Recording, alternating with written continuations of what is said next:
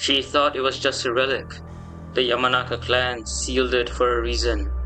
When Ino touches a forbidden hairpin hidden deep within her clan's archives, she awakens something ancient, cruel and hungry. An entity that doesn't want to kill her. It wants to become her. The Yamanaka clan had long been entrusted with safeguarding ancient secrets, including scrolls of forbidden jutsu and cursed relics too dangerous to be destroyed. One such artifact, a small lacquered box, had sat untouched in the clan's archives for centuries. Its black surface was carved with the image of a wisteria tree, its blossoms hanging downward like frozen tears. During a routine inventory, curiosity got the better of Ino. She was alone in the quiet archive when she opened the box. Inside lay a single silver hairpin shaped like a wisteria blossom, glinting unnaturally in the dim light. The moment her fingers brushed it, a shock of cold raced up her arm. The whisper was so soft, she thought she'd imagined it. She snatched her hand back. Her heart was pounding. The air grew colder and the shadows in the room seemed to deepen. The hairpin pulsed faintly as though alive. Against her better judgment, she picked it up again. The instant she slid the pin into her hair, the world tilted. A cold wind swept through the archive, carrying the scent of wisteria and something acrid, like burning flesh. Ino, the voice said again, louder this time. Her reflection shimmered in the polished surface of a nearby weapon rack. Her image twisted, her face elongating, her eyes darkening into black, bottomless pits. The reflection smiled, but Ino wasn't smiling. What is this? She gasped, clawing at the hairpin. Her hands froze, muscles refusing to obey. I've been waiting, the voice crooned, now echoing inside her head. Your body is strong, your mind is sharp, you'll make a perfect host.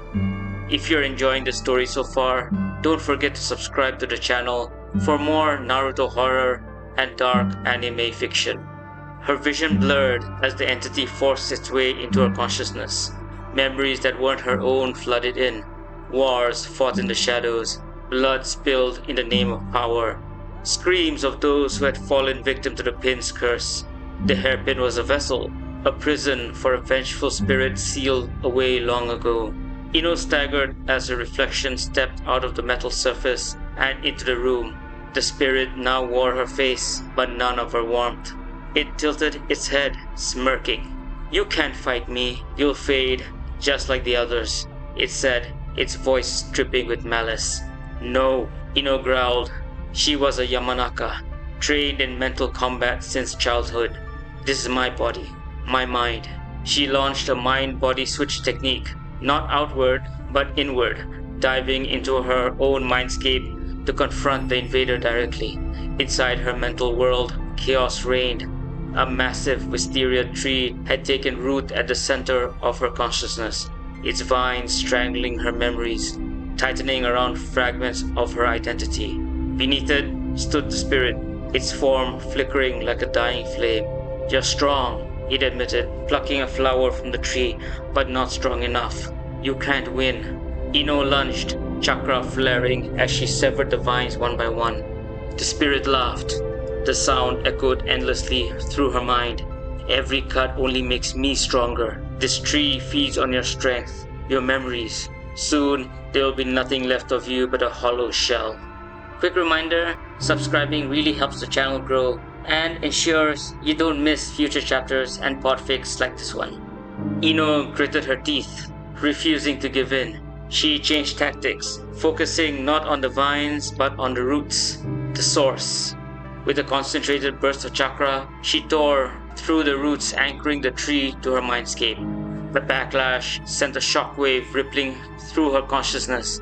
The spirit shrieked as its form destabilized. No, you can't do this. I'm a Yamanaka, Ino said, her voice steady and unyielding. This is my mind, my body. Get out. She poured everything she had into one final strike, severing the spirit's connection completely.